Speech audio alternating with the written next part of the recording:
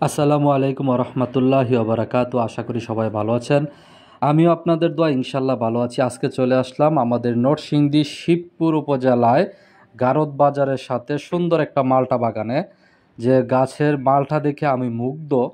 দেখেন গাছের বাগানটার কিন্তু বেশি দিন বয়স হয় নাই, কিন্তু ফলে ফলে গাছ কিন্তু একবারে ভরে গেছে। প্রত্যেকটা গাছের মাঝে ইনশাল্লাহ প্রচুর পরিমাণে ফলন হয়েছে। আপনারা দেখেন যে কত ফলন দিয়েছে আল্লাহ তাআলা, রিজিক কত পরিমাণে বাড়িয়ে দিয়েছে। আসলে চেষ্টা করলে, পরিশ্রম করলে আপনার ফলন চলে আসবে ইনশাল্লাহ। আল্লাহর উপরে ধৈর্য ধারণ করতে হবে এবং পরিশ্রম করতে হবে। আপনাকে আপনাকে রোপণ করতে হবে। আপনি যদি রোপণ নাই করেন তাহলে এত ফলন কোথা থেকে পাবেন? দেখেন এই ভাই কত সুন্দর একটা মালটা বাগান করেছে। আল্লাহ তাআলা মালটা বাগানে প্রচুর ফলন দিয়েছে। আমি মালটা দেখে একবারে মুগ্ধ হয়ে গেছি। একটা হচ্ছে পয়সা মালটা, আর একটা হচ্ছে পয়সা ছাড়া, যেটা মালটার পিছনে পয়সার মতন একটা দাগ থাকে। দুই ধরনের মালটাই আছে।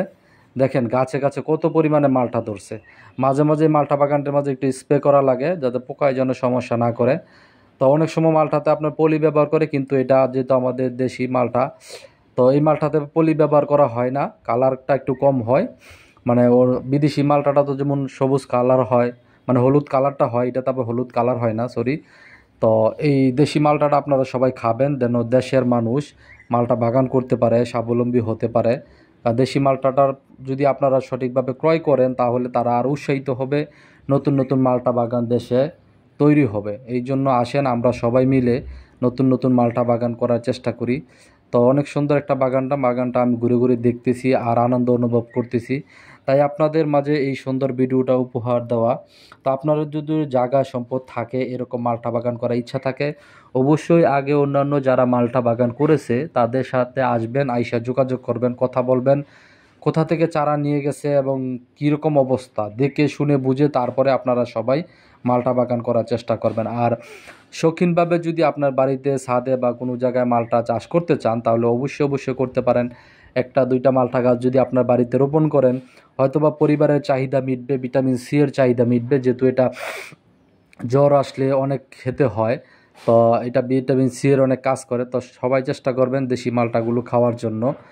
তো ওই পাশে একটা কমলা গাছ আছিল, ওই যে হাজারি কমলা, ছোট ছোট কমলা যা হয়, ওই কমলা গাছটা আমি দেখছিলাম প্রচুর কমলা হয়েছে।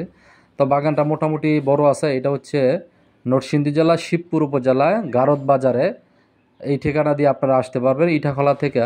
নরসিংদী ইটাখলা মোড়ের থেকে গারদ বাজারের কথা বললে আপনারা আসতে পারবেন এই বাগানটা ভিজিট করার জন্য। তো সবাই চেষ্টা করবেন বাগানটা আসার জন্য। এটা হচ্ছে কমলা গাছ, যেটা ওই যে ছোটো ছোটো কমলা হয়, এই কমলা গাছ। দেখেন একটা কমলা গাছে কত পরিমাণে কমলা হয়েছে, আমি দেখে একবারে মুগ্ধ এই বাগানটা।